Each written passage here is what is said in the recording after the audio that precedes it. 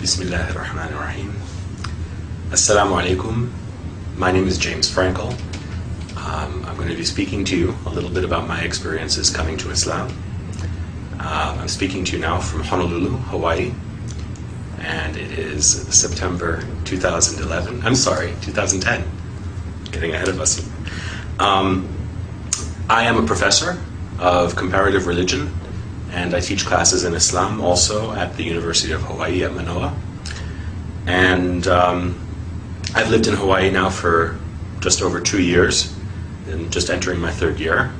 And some brothers asked me if I could speak about my experiences, so hopefully, inshallah, I can do this today, and if this is helpful to anybody, may Allah give us all hidayah.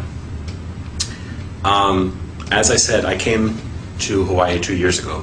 Before that, I lived in New York City.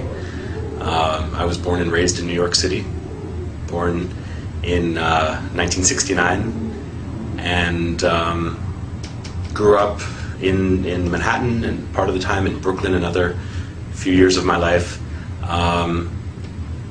For the most part, had a very happy family life. My parents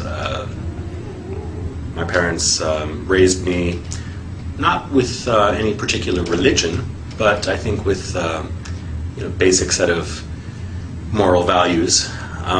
Actually, by heritage, my background is Jewish, but I grew up in a very secular household, and there wasn't a lot of religious practice.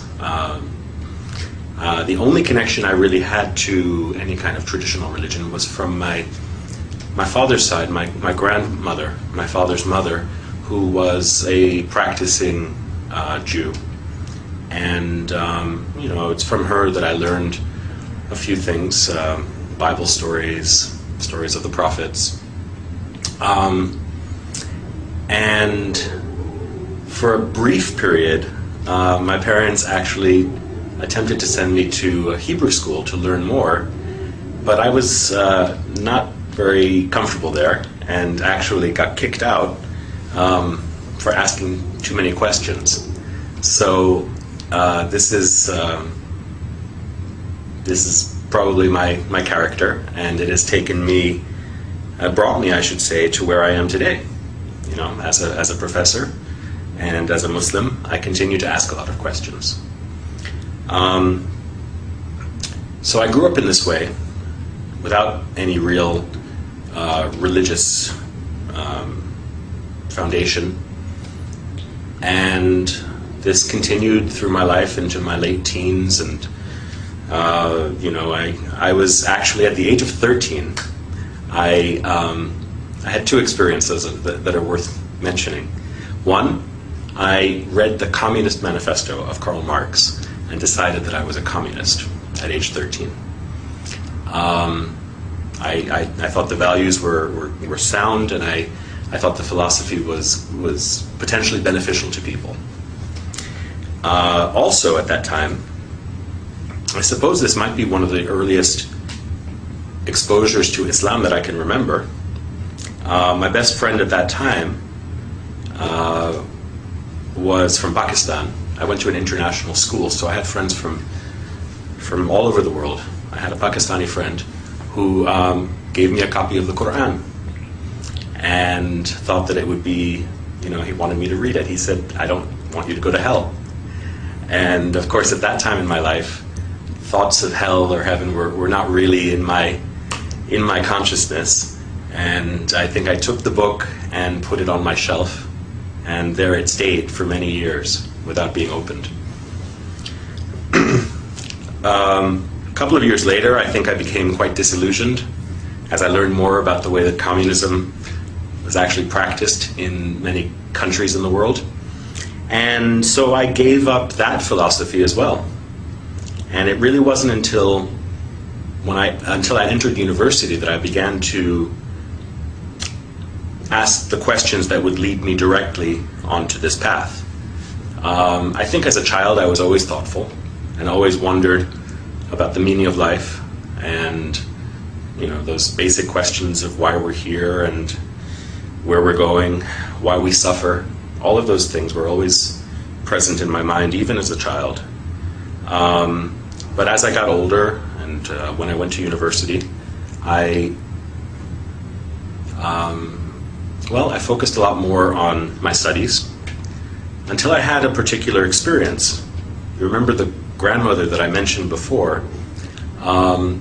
When I was in university, I was living in Washington, D.C., and I got a phone call from my cousin who was going to school in Maryland. And it was a surprise visit from my grandparents and my aunt and another cousin, and they took me out for dinner. And I spent the evening basically just talking to my grandmother. I told her about my plans to start studying Chinese, which I was doing at the time. I told her about my plans to move back to New York, to transfer to Columbia University. And it was almost as if I saw her and she was giving me her blessing on all of these various decisions that I was making in my life as a young adult. At the end of the evening, I was walking her to her car, and in the parking lot of this restaurant, she turned her ankle and she tripped. And I asked her, "Grandma, are you okay?" And she said, "Don't worry about me. Just worry about yourself." Okay, I thought. And then I continued to walk with her to the car. I opened the door. She got in. I kissed her goodnight. And I said, "Well, I guess the next time I'll see you will be for Thanksgiving when I come back to New York." And she said to me, "God willing." And okay, I didn't think much of it at the time. I closed the door and off they drove. My cousin took me back to my dormitory, and I went to bed. And early the next morning, I got a phone call, and it was my cousin. And I asked him why he was calling so early. And he said, there was no other way to say it. He said, "Grandma died." I said, "Really?" I thought he was joking, maybe. I said, "What are you talking about?" And he explained that she had a heart attack in her sleep. And of course, her final words to me, were echoing in my ears. I said, "I'll see you soon." And she said, "God willing." And I said, "Are you okay?" And she said, "Take care of yourself." So to this day, it was an unexpected visit, and of course an unexpected departure for her. And to this day, I can only wonder, about the meaning of that encounter with my grandmother, who, of course, as I said, was my only link to traditional religion. I went back to New York for the funeral, and it was a traditional Jewish funeral.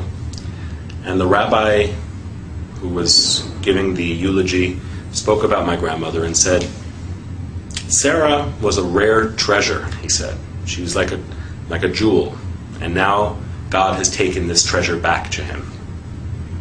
I said, "Okay." That's what rabbis would say. When the rabbi came to my grandfather's house to pay his respects, I wanted to ask him some questions. I wanted to ask him questions about certain practices that are practiced in a Jewish home at the time of someone's death. And he told me, "Don't worry about those things." He said, "That's just tradition." I said, "Okay, then how about this? In your sermon, you said that my grandmother, I don't know how well you knew her, but you said that she was taken by God. So where is she? And for that matter, where will I go? Where will you go? Where do any of us go? And why are we here?" And all of those questions that well up in the human heart. And the rabbi, I remember very clearly, he looked at his watch and he said, "I have to go." And I don't think that he realized how angry that made me. And I also don't think that he realized at that time that he set me on a course that would lead me to where I am today. Because I became very interested in those questions. And at first I thought I would try to answer those questions, paying respect to my grandmother's memory. I would try to find a Jewish community where I could answer those questions. But the communities that I found, and again, I was just 18 or 19 years old at the time, the communities that I found were not satisfactory to me. And I asked the question which I had asked many times as a child, is God only the God of the Jews? There are only 20 million Jews in the world, and yet there are billions and billions of other people. God created them also, right? So I began to study on my own. I began to read the Bible. And that summer, when I was in England, I was there for an internship. There were some Christians, some evangelical Christians, who sort of approached me and wanted to socialize. Of course, they also wanted me to accept their faith. I thought, okay, why not try Christianity? I've never really thought about it. And in reading the Bible, I came to develop a very strong feeling of love and respect for Jesus. But that extra leap that they wanted me to make to accept Jesus as my Lord and my Savior was not one that I could do. Jesus for me was more like a big brother. Jesus for me was more like a teacher. Jesus for me was a Jew. And I couldn't accept the claims that they were making about him. But as I said, I did develop a very strong feeling of affection towards him. I thought, okay, I'm not going to find any answers to my questions. On my own, I studied other things. I studied Eastern philosophies, Buddhism. I read the Upanishads. I studied Western philosophies, particularly Greek and Roman Stoic philosophy. But nothing really was answering the profound questions that I had. Then one day, I was back in New York, just before I began my semester at my new school. And I was at Times Square, and this was back in the early 1990s. So Times Square was very different than it is today. It was much more seedy, kind of raw place. There were drug addicts and prostitutes, and there were all sorts of religious preachers. And I remember speaking to one guy. I always love to talk to people about religion, often as a skeptic. And there was one guy who was a Jew for Jesus. And he was telling me what he believed, and I had heard it before. To me, it was basically Christianity. And he asked me if I would pray with him. And I said, I'm sorry, I don't believe what you believe. He said, do you believe in God? And I said, I think I do. And he said, then pray with me. We'll just pray to God. And he put his hand on my shoulder, closed his eyes, and started speaking to the Father. And with his eyes closed, I started to look around at where I was. And I saw at the other corner these men with long black beards, white robes, jalabiya, white turbans. They were African or African American, but they looked like they had walked right off the pages of the Bible. They looked like Noah or Abraham or something like that. So I thought, well, I know you shouldn't judge a book by its cover, but why not? Why not talk to them? And I went over after the Jew for Jesus finished praying. I went over to them and I asked them what they were preaching. And they told me I probably wouldn't be interested in it. I said, why not? And they said, well, because you're the devil. I said, really? I'm the devil. And they said, well, all white men are devils. And I said, if I'm the devil, let me just ask you this one question. If I am the devil, why am I so thirsty to know God? And they explained to me that even the devil believes in God. And I asked them, I said, where did you get this knowledge? I actually knew, I had written a paper in college about Malcolm X and the Nation of Islam. And so I understood that they were probably some derivative of that black nationalist movement. But I asked them what their source was for this claim of my satanic nature. And they gave me some verses from the Bible, Book of Daniel, I think. And I said, no. If I want the Bible, I can go down the street to the Jew for Jesus. or to some other Christian, what about your book? Don't you read the Quran? And they said yes. And so they gave me some verse to read from Surat Al-Kahf. And I took it home. I took home the paper that I wrote it on, and immediately I went up to my bookshelf where I had the Quran that was given to me about 6 years earlier by my friend Mansour. And I started reading. I looked for the passage that they had directed me to, and of course I read it, and there was no indication there that I was the devil or that any other white person was the devil. But since I started reading, I went to the beginning of the book, and I just began to read. And I read, and I read, and I read until I fell asleep with the book in my hands. And the next day, I read, and I read, and I read when I had some free time. And any time I had free time, between classes, when I was commuting to school on the New York City subway, I was just reading the Quran. And it moved me in a way that other books hadn't. Certainly in a way that the Bible didn't. The Quran's directness and the fact that the Lord of the worlds, right, the Creator, as the book describes the author, is speaking directly to you at times, very direct way, very intimately. It moved me in a way that I had not felt before, and I can't tell you where or when exactly. I know that there were times that I would read it, and sometimes I could feel tears in my eyes and running down my face. Sometimes I would read it and the hair on my arm would stand up, or on the back of my neck. And I can't pinpoint precisely the time or the place, but at some point I think that I had realized that I was reading the words of God. Well, around New Year's of that year, this is, I guess, about 1990, January of 1990, I was out with some friends from high school. We were having coffee, and we were just talking about what was going on in our lives. They asked me, what do you believe these days? Because they knew me when I was a communist, and they knew me when I went through many different phases as a young person. And they knew me as someone who didn't really believe in anything. So they asked me, and I said, well, I believe in God. And they said, really? What God? I said, there's only one God. And they said, where did you get this from? I said, well, for me, it was from reading the Quran. And they said, so you've been reading the Quran, so you must believe that this is the message of God and Muhammad is the messenger of God. And I said, yeah, I guess so.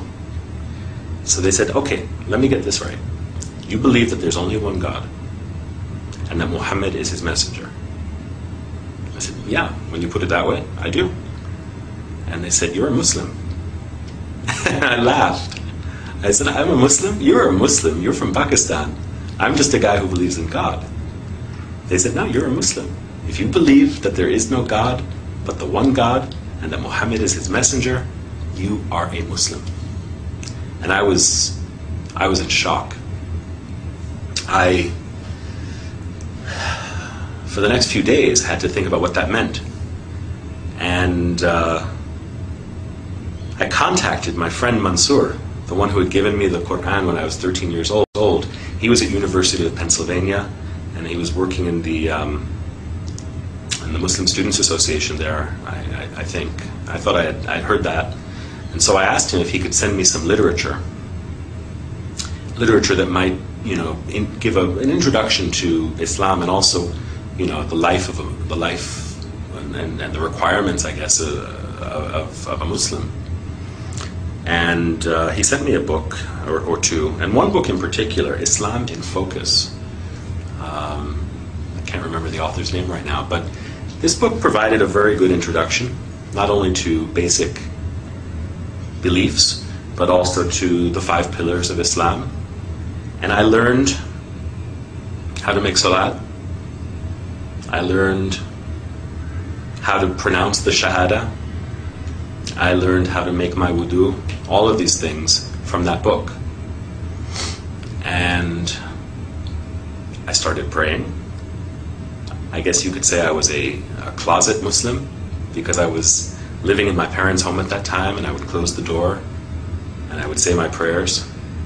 And even the first time that I ever fasted in the month of Ramadan, I did it completely on my own. I had no community. I just found out what time the sun would rise and what time the sun would set, and ate at the times that were permitted. And so for the first 6 or 8 months of my life as a new Muslim, I did this completely alone.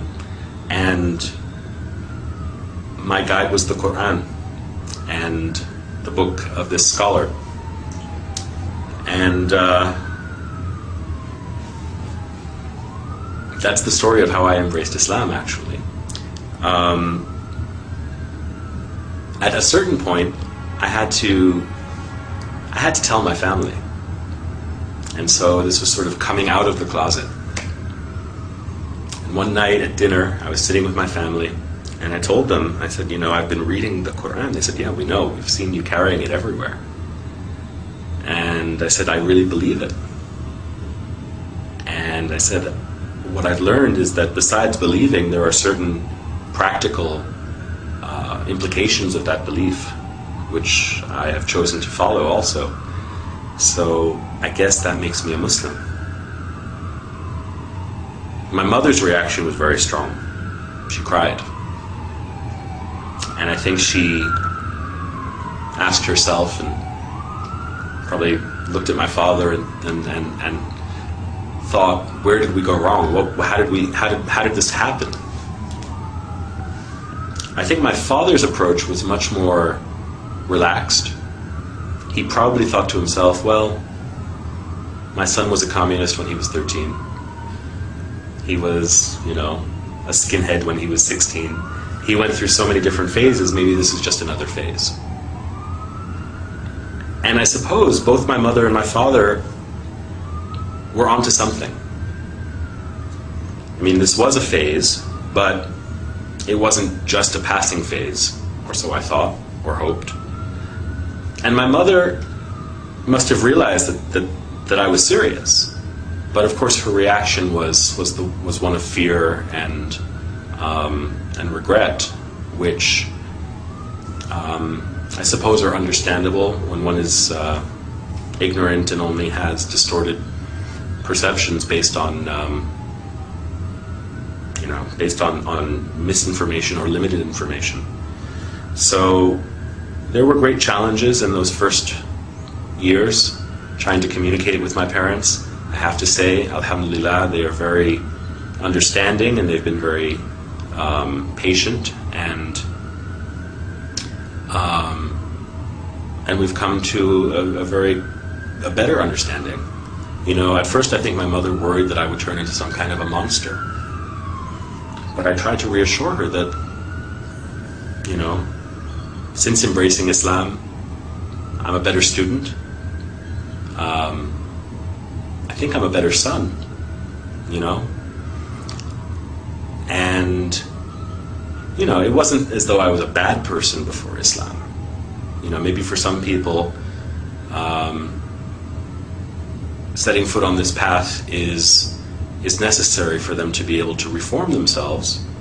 In my case, I thanked my parents, actually, for giving me the values that I was able to recognize when I came to Islam. And as I said, I wasn't a bad person, inshallah. Islam has made me, makes me, and will make me a better person. So, everybody's path is different, how they get there, and even once they embrace Islam, everybody has a different way of understanding this path. For me, it has a lot to do with learning and knowledge. I think that the basic purpose of life, the basic purpose of Islam, is to gain knowledge. Knowledge of ourselves, knowledge of our world, of our universe, and knowledge of our intimate relationship with Allah. So this has propelled me into my career. I don't know that I would be a professor today if I hadn't become a Muslim. I'm not saying that everybody should be a professor, but for me it's been a long journey of learning and now teaching. Along the way I've gained a great respect and appreciation for other religions also, which I don't think I would have had I not had this grounding in Islam. And I think that something that new Muslims should take to heart is that, when one becomes a Muslim, one doesn't become a different person. Rasulullah sallallahu alaihi wasallam said that people bring to Islam what they had before. So even among his companions, there were people who had special talents or challenges, and these are ones that they would have to continue to work with or to work on after entering the path. So similarly, I think I can say that's true for me. There are many challenges, and life continues to have its struggles. It just requires patience. For me, this is almost a 20-year journey, and only Allah knows how and where it will end. So my advice to new Muslims, or even to people who have been Muslim for a long time, is just to bear with patience and see what Allah will surprise you with. Not with fear, but with love and with hope.